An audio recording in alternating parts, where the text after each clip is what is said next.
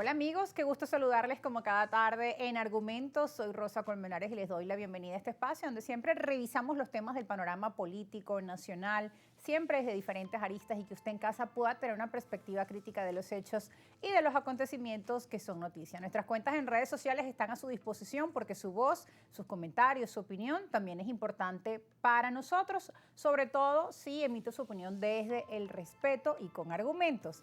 Ahí vamos a empezar a revisar nuestro panorama político nacional como cada tarde, así que vamos a abrir la prensa de inmediato, el portal de noticias www.contrapunto.com referente a la información de los presidentes de Colombia y de Brasil, Luis Ignacio Lula da Silva. Bueno, en esta oportunidad es la llamada de Luis Ignacio Lula da Silva con el presidente Nicolás Maduro, quien subrayó la importancia de una amplia observación internacional. Lula reiteró sus apoyos a los acuerdos de Barbados y subrayó la importancia de tener una importante observación en nuestro país. También Lula manifestó su expectativa de que las sanciones contra Venezuela puedan ser levantadas de modo de contribuir al proceso electoral a que pueda seguir adelante en un clima de confianza y de entendimiento.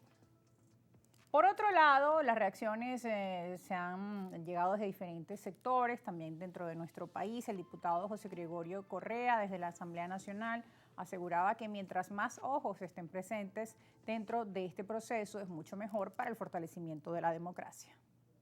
Es contradictorio no invitarlo. Es contradictorio que ellos quieran venir aún con sanciones. En el 21 vinieron aún con las sanciones, vinieron en el año 2021. Pero cuando ellos dicen que le levantan las sanciones a uno y a otros no. ¿Y cuál fue el delito? Porque es que cuando tú dices lo voy a perdonar o voy a dar un gesto de buena voluntad, es que la falta o el delito se extinguió. No, entiendo que no. Y solamente sectorizado para unos y no para todos. ¿Por qué? Porque es que no solamente está sancionado funcionarios del gobierno, también hay políticos de la oposición que también están sancionados por querer votar. Yo tengo muchísimos casos de que conozco de eso por querer votar. O sea que la contradicción ha sido de ambos, pero además yo sí creo en la observación internacional, yo sí quiero la observación internacional porque eso ayuda a que mientras más ojos logren ver este proceso electoral del 28 de julio, es muchísimo mejor para el país. Así ha un llamado el diputado José Gregorio Correa a no a las sanciones, pero sí a esa observación internacional, tal como estaba contemplado en los acuerdos de Barbados. Entre tanto, dentro de nuestro país también la oposición durante estos días ha tenido sobre la mesa el tema de los testigos electorales. ¿Cuántos testigos están acreditados para participar dentro de este proceso electoral por cada mesa? ¿Cómo se organizan? ¿Cuál es esa preparación que tienen de cara a los comicios del 28 de julio? Nuestra compañera Soriemi González estuvo conversando con la experta en procesos electorales, Egle González Lobato, y nos tiene detalles. Buenas tardes, Rosa. Un gusto saludarles a esta hora para presentarles la visión que nos ofreció Egle González Lobato, quien es profesora de la UCB, abogada y también analista del ámbito electoral y político, para hablarnos acerca del panorama 51 días de las elecciones presidenciales. ¿Cuál es la importancia de la participación ciudadana? Además también de hablarnos de la observación internacional. Y no descarta que pueda venir una comisión de expertos de la Unión Europea a este proceso electoral. Veamos. Bueno, primero con lo de la observación internacional, yo no lo daría por agotado, porque la Unión Europea, que tiene,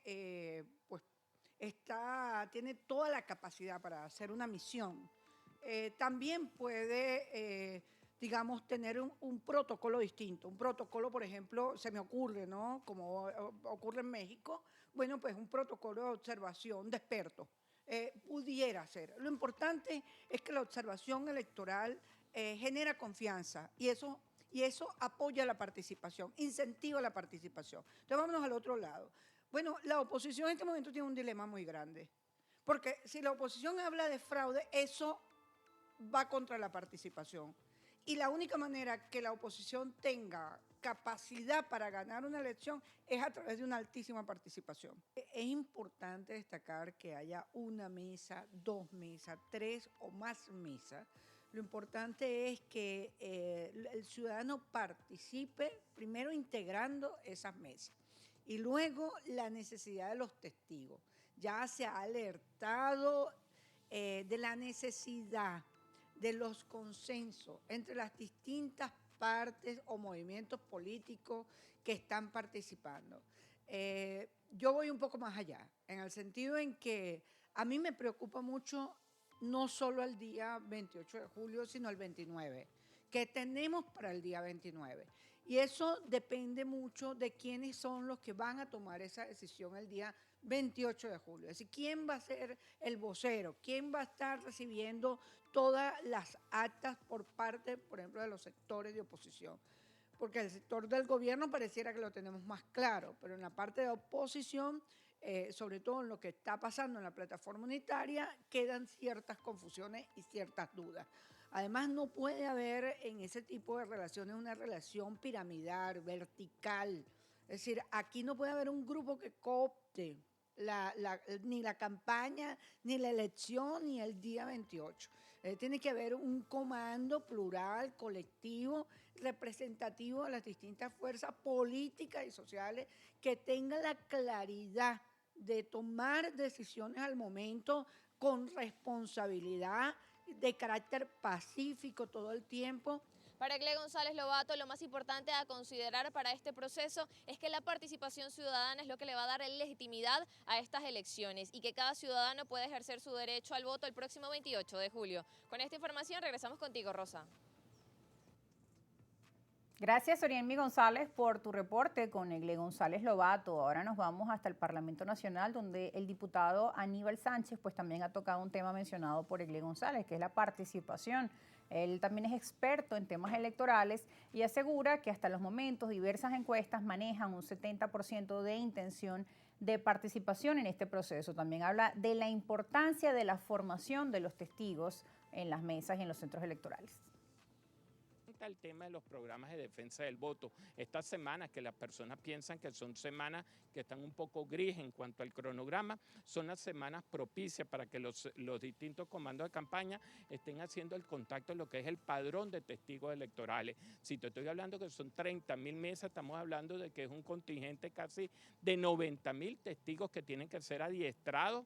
Indudablemente tienen que ser también acreditados debidamente por el CNE y al día de hoy son 30.000 mesas, es decir, que por eso estoy instando y hago un exhorto a las autoridades electorales para que se aboquen, de acuerdo al artículo 52, a realizar un sorteo complementario, porque si creció el número de mesas aproximadamente 1.800, hay que hacer un sorteo complementario. Se estima que la participación pudiera estar cerca del 70-72% de los electores que participen, pero es importante también que estas 30.000 mesas estén cubiertas con al menos 3 de estos miembros que fueron seleccionados. Lo que sí es importante, como arrancamos esta nota, es el tema que los candidatos tienen que conocer la infraestructura electoral. Tenemos una infraestructura electoral nueva, distinta, que las personas les son ajenas. Bueno, destacaba allí la importancia y el rol del ciudadano en conocer también todos los detalles de este proceso electoral, de la estructura, de las mesas, de los centros de votación, revisar dentro de la página del CNE, verificar todos sus datos y todo ese proceso que deben realizar cada uno como ciudadanos. La participación, lo señalaba ahí, ronda entonces entre el 70 y el 75%, según diversas encuestadoras. Con el tema de las encuestadoras, pues también se ha dado durante los últimos días pues muchas polémicas, algunas están a favor del candidato a la reelección, Nicolás Maduro, otras están con porcentajes altos a favor de Edmundo, y entre tantas encuestas de lado y lado, pues también han llegado comentarios desde la oposición asegurando que las encuestas que dan al gobierno como ganador buscan crear un ambiente que no es cierto o que buscan asegurar un fraude, y desde el gobierno también vamos a revisar esta parte. En el portal Globovisión hay declaraciones del vicepresidente del PSUV, Diosdado Cabello, quien dice: la oposición está sacando encuestas para justificar que van a cantar fraude.